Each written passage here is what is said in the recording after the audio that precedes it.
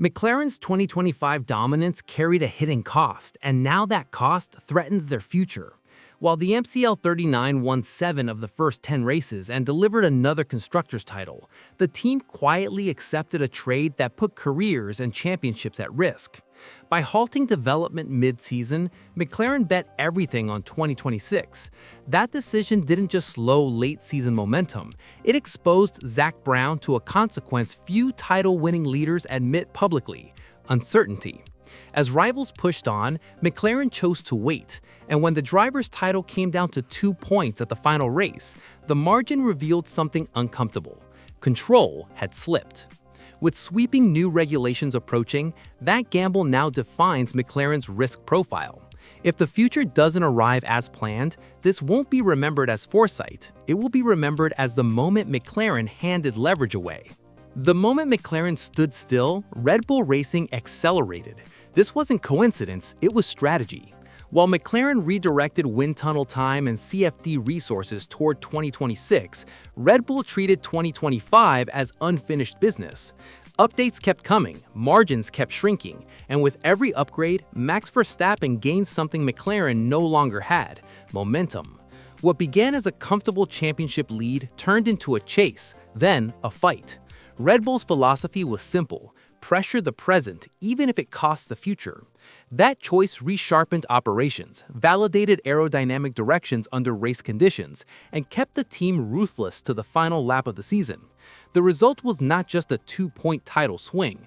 It was proof that development isn't only about lap time, it's about staying dangerous.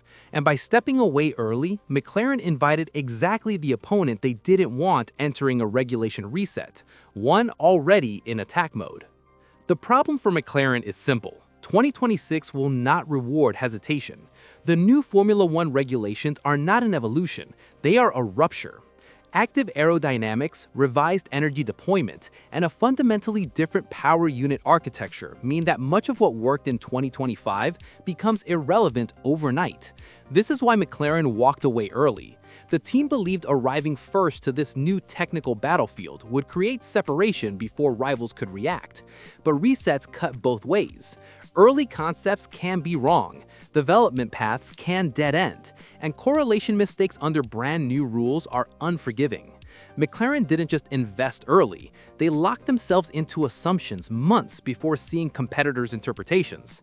That is where the pressure now lives. If their aerodynamic philosophy misses the mark, there is no late-season development safety net like 2025.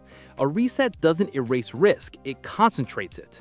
And for the first time since their resurgence, McLaren enters a season knowing that preparation alone will not protect them. What makes McLaren's gamble truly uncomfortable is that the biggest variable sits completely outside their control. The Red Bull Ford Powertrains project enters 2026 surrounded by skepticism, and that may be its greatest advantage. Inside the paddock, confidence is growing that the program has been underestimated.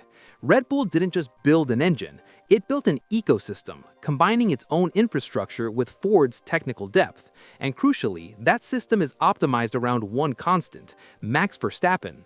While McLaren prepares for balance and harmony, Red Bull prepares for clarity and focus. There's an uncomfortable argument emerging here, one McLaren fans won't enjoy hearing. In a regulation reset, a team built around a single reference point may adapt faster than one managing internal parity. If Red Bull's power unit lands even slightly ahead, McLaren's early aero investment may not matter at all. McLaren's 2025 season didn't just reveal strength, it exposed fragility. Yes, the titles came, yes, the pace was real, but under pressure, cracks appeared. Operational errors at Las Vegas, a costly safety car misjudgment, slow pit stops, and a technical retirement reopened doors that should have stayed shut.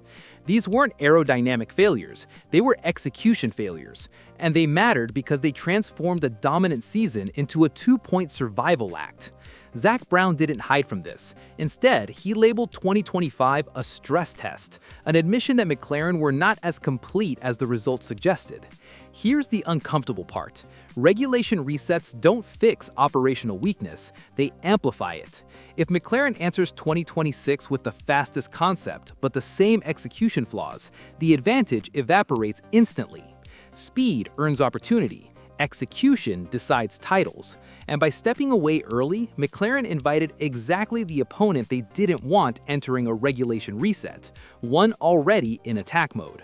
McLaren's greatest asset entering 2026 may also be its most volatile liability. Landis Norris delivered a world championship, but the margin was narrow, and the path exposed tension under the surface. At the same time, Oscar Piastri proved he's no longer a future project, he is a present threat. Leading the championship for stretches of 2025, Piastri showed composure and racecraft that complicated McLaren's internal hierarchy. This is where consequences emerge. In a regulation reset, development direction is shaped by driver feedback. Two elite drivers pulling in subtly different directions can slow convergence. Red Bull never faces this dilemma. McLaren must. Balance sounds noble, but clarity wins championships. If McLaren hesitates to define priority when performance gaps are microscopic, they risk losing time no simulation can recover. When regulations reset, lap time disappears, but pressure doesn't. This is where McLaren's situation becomes ambiguous rather than optimistic. The 2025 title fight forced the team to operate under sustained stress, defend decisions publicly, and manage scrutiny that hadn't existed during their rebuild years. That experience matters. McLaren now knows how it reacts when things unravel. But knowing is not the same as mastering. Red Bull, by contrast, thrives in this environment. Late-season recovery didn't just close the performance gap, it reinforced belief. Belief accelerates decision-making. It sharpens risk tolerance. McLaren enters 2026 psychologically tested, not psychologically dominant. And here's the polarizing reality. Teams that learn under pressure don't always emerge stronger. Sometimes they simply learn where they break. If McLaren's early 2026 concept stumbles, the weight of 2025 won't steady them. It will press harder, faster, and publicly.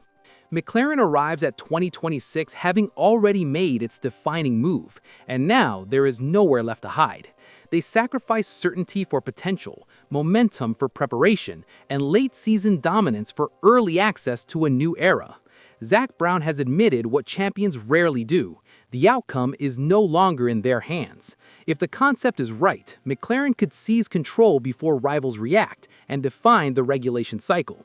If it's wrong, Red Bull's relentless culture, singular driver focus, and Ford-backed power unit will punish hesitation instantly.